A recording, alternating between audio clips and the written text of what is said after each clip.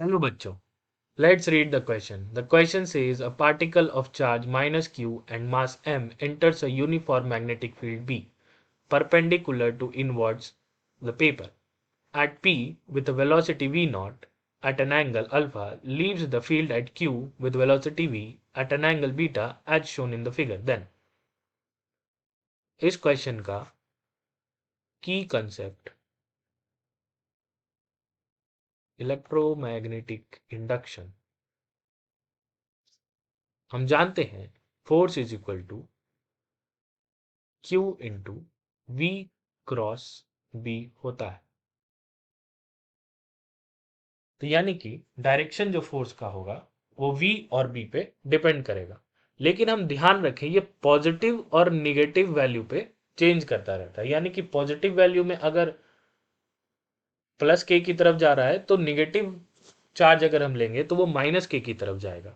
तो यहाँ पे अगर ये चार्ज होगा V इसका इस तरफ है और B इस तरफ है, तो इसका फोर्स कुछ इस तरफ लगना चाहिए।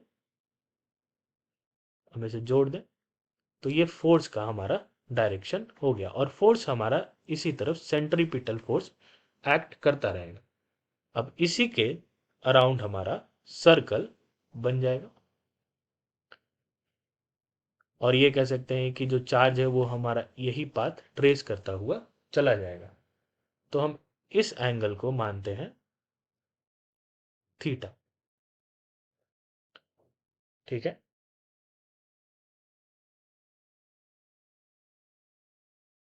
ये हो गया हमारा थीटा।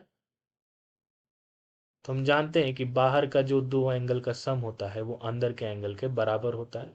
तो ये अल्फा हो गया, अगेन ये बीटा हो गया। तो हम ये कह सकते हैं कि alpha is equal to beta is equal to theta और alpha plus beta is equal to two theta, ये भी कह सकते हैं।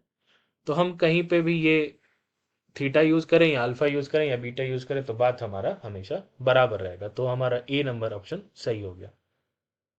अब हम चलते हैं, वेरीफाई करते हैं बी नंबर ऑप्शन को।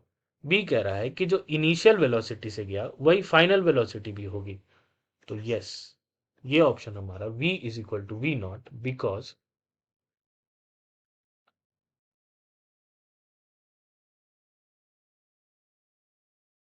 मैग्नेटिक फील्ड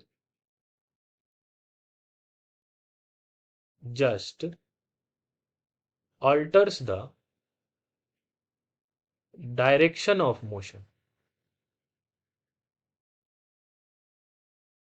बस मोशन के डायरेक्शन को अल्टर करेगा, बाकी उसके मैग्नीट्यूड को वो छुएगा भी नहीं।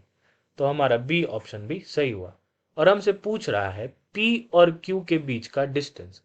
तो अगर हम ये पी और ओ के बीच के डिस्टेंस को आर माने, रेडियस माने, तो लिख सकते हैं sine theta is equal to P Q by half two into are.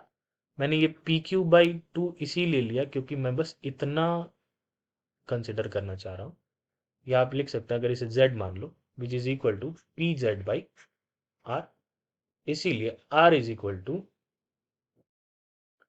Sorry, P Q is equal to two R sine theta. अब हमें बस r की वैल्यू चाहिए, जो आएगा हमारे पास r का वैल्यू तो हम जानते हैं r is equal to m v by q B होता है। तो बस पुट करना है two m v by q B sine theta. मैंने पहले ही बोला है theta is equal to alpha is equal to beta है, तो यहाँ आप अल्फा डालिए बीटा डालिए, बात बराबर रहेगी। तो सी ऑप्शन हमारा वेरीफाई हो गया। अब हम चलते हैं टाइम पीरियड पर। टाइम पीरियड का हमें फॉर्मूला जो याद रखते हैं हम लोग वो होता है two pi m by q B. ठीक है, ये जो टू पाई ये कुछ नहीं बस एंगल सबटेंडेड का वैल्यू दिखाता है। तो हम इसे लिख सकते हैं theta m by q B.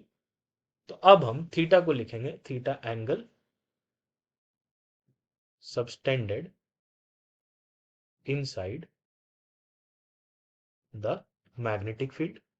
तो हम एंगल निकालने का कोशिश करें इस डायग्राम में, तो हम देख रहे होंगे कि ये जो एंगल है ये इस तरीके से सबस्टेंड हो रहा है, जो हो गया 2 पाई माइनस 2 थीटा। तो हम लिख सकते हैं इसे t is equal to 2 pi minus 2 theta m by q B. तो हमारा टू को अगर बाहर बाहर कर लें तो pi minus m minus theta हो जाएगा। तो हमारा डी ऑप्शन भी सही रहा। तो इस क्वेश्चन का हमारे पास चार सही ऑप्शन आया। Option number A alpha is equal to beta, B v is equal to v naught, C P Q is equal to 2mv sin alpha by bq, and option number D, the time period, the particle remains in the field for the time period 2m pi minus alpha by bq. Hope you understood it well. Best of luck.